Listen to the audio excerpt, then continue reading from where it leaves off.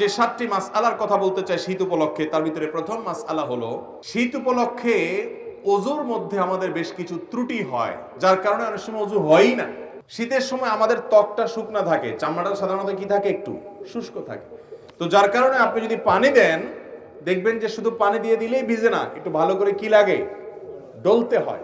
বিশেষ করে কয়েকটা অঙ্গ, 2 পায়ের গোড়ালি, এগুলো দেখা যায় যে শুধু আপনি টেপের সামনে পা ধরলেন তাতেই শুকায় যায়, ভিজে যায় না, বরং শুকনা থাকে, অনেকের পা ফেটে থাকে। এই জন্য এটাকে ডলে ডলে কি করতে হয়, ভেজাতে হয় এবং ধুইতে হয়, পানি লাগাইতে হয়। কারণ ত্বক যদি শুকনা থাকে ওযু হবে। অনেকের দেখবেন যে শীতের সময় কোন রকম এরকম টেপ দিয়ে পানি নিয়ে এভাবে মেরে দিয়ে শেষ, কোনোই শুকনা থেকে যায়। এই জন্য এগুলোকে ডলে ডলে ধোয়া। অনেকে আছে মুখ ধোন কোন রকম তাড়াহুড়া করে, কানের লতি, এই যে গোড়ার অংশ, চুলের অংশ, গোড়া, এগুলোতে দেখা যায় শুকনা থেকে যায়। নবী করিম সাল্লাল্লাহু আলাইহি ওয়াসাল্লাম বলেছেন, ওয়াইলুল লিল আকাবি মিনান নার, তোমাদের পায়ের গিরা গোড়ালি এগুলোকে জাহান্নামের আগুন থেকে বাঁচাবা, কারণ এগুলো যদি শুকনা থেকে যায় সেগুলো জান্নাতে যাবে না, জাহান্নামে যাবে। এজন্য শীতের মৌসুমে বিশেষভাবে আমাদের ওযুর এই অঙ্গগুলো যেন শুকনা না থাকে সেজন্য ডলে ডলে ওযু করতে হবে। এটা একটা গুরুত্বপূর্ণ মাসআলা।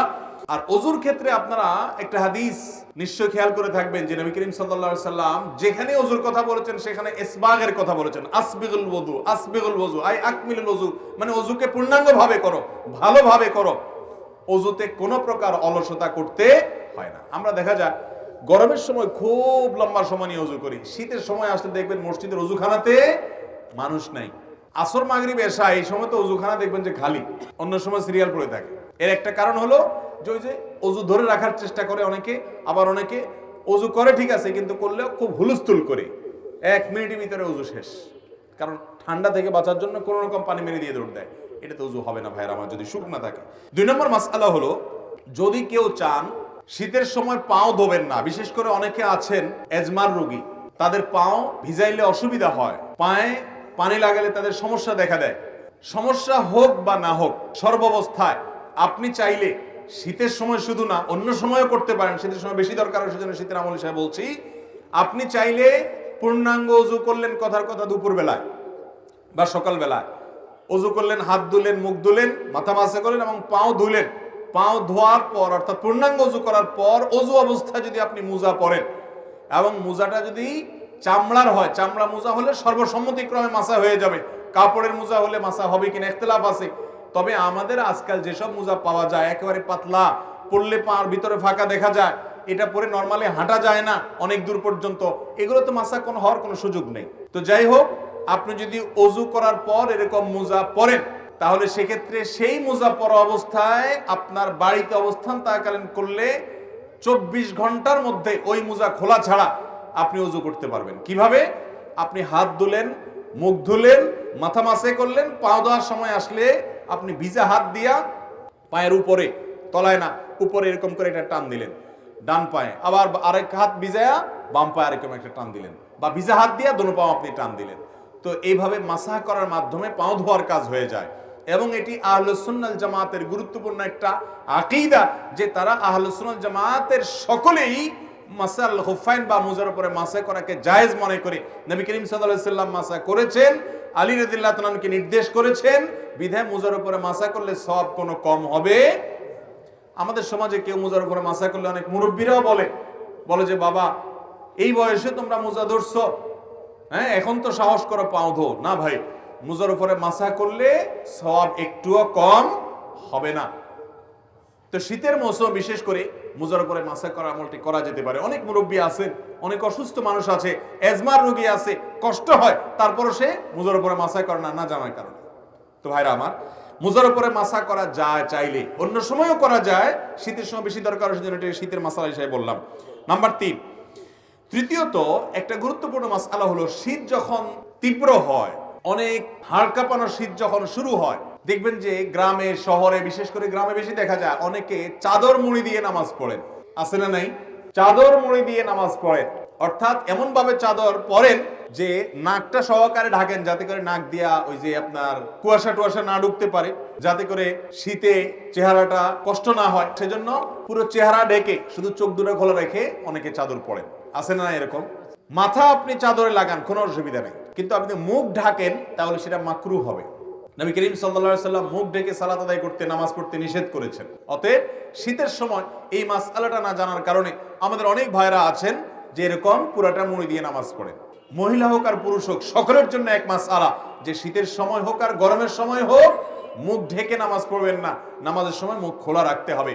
হ্যাঁ, কোন মহিলা এমন কোন জায়গায় যদি নামাজ পড়েন সেখানে গায়রে মারাম পুরুষ আসা যাওয়া করে, তাহলে পর্দার খাতিরে তিনি ঢাকতে পারেন, যদি তার অন্য কোনো জায়গায় নামাজ পড়ার সুযোগ ব্যবস্থা না থাকে।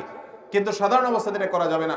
এই জন্য ভাইরা আমার, শীতের সময় মাসআলাটাও মাথায় রাখতে হবে যেন মুখ ঢাকা না হয় আমাদের চাদর দিয়ে। অনেকে মাফলার দিয়েও করে, চাদর না, মাফলারে এমন ভাবে পেঁচায় শুধু চোখ দুটো বাইরে হয়ে থাকে এবং নাক মুখ সব মাফলারে পেঁচানো থাকে।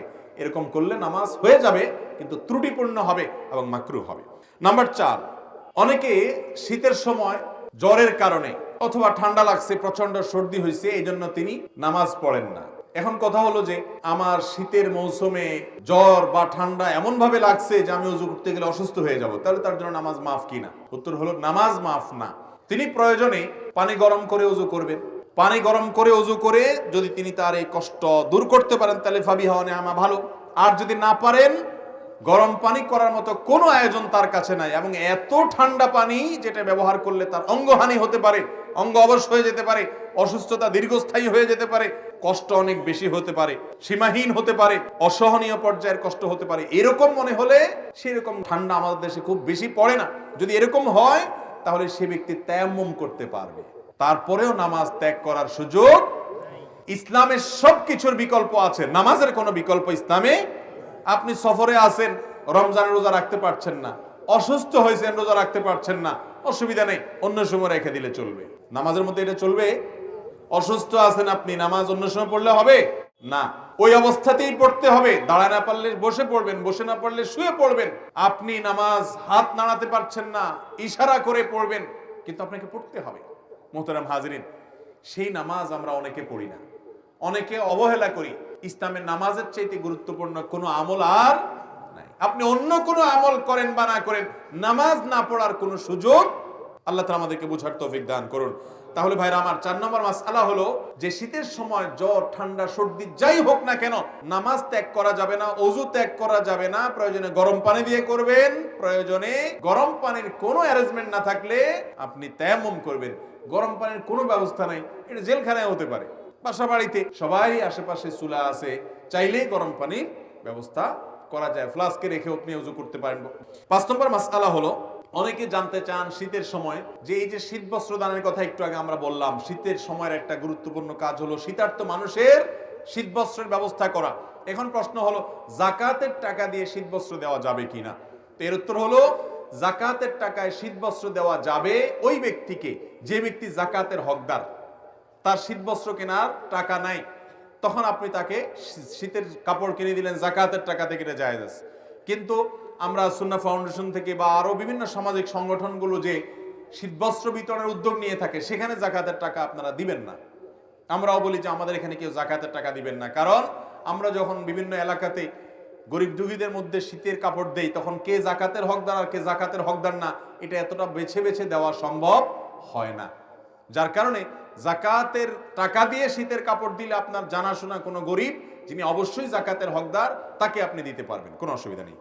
নাম্বার 6, একটা গুরুত্বপূর্ণ মাসআলা হলো, শীতের সময় অনেকে দেখা গেল শুধু চাদর গায়ে দিয়ে নামাজ পড়ছেন, তো চাদরের ভিতরেই হাতটা থাকে, হাত উঠানো, হাত বাঁধা, এই মুভমেন্ট করা, এই সবগুলো চাদরের ভিতরে করা, কারণ বাইরে করলে শীত লাগে।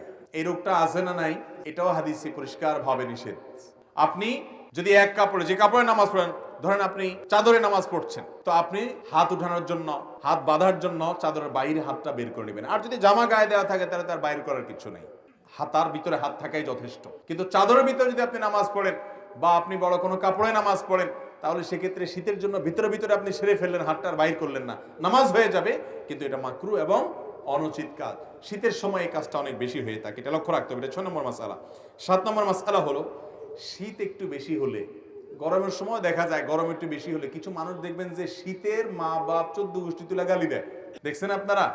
গালিগুলো তো আর আপনাদের কারো অজানা না, আশেপাশে বিভিন্ন মানুষ দেয় না, মা তুলে বাপ তুলে, শীতের আবার মা বাপ আছে, সে মা বাপ তুলে মুখ খারাপ করে, লানত দেয়। তিরমিজির হাদিসে আসছে, নবী করিম সাল্লাল্লাহু আলাইহি ওয়াসাল্লাম বলেছেন, কোন ব্যক্তি যদি এমন কোন বস্তুকে, আল্লাহর এমন কোন সৃষ্টিকে যদি লানত দেয় যে লানত পড়ার ক্ষেত্র না, তাহলে সেই লানতটা তার উপরে বর্ষণ হয়। ভাইরা আমার আগের বক্তা আলোচনা করছেন রাগ দমন করা নিয়ে। এসব ওয়াজ হয় না আজকাল, দরকারি ওয়াজ ভাই। রাগ দমন করতে হবে। অনেক নামাজি মানুষ কিন্তু বদমেজাজি আছে না নাই?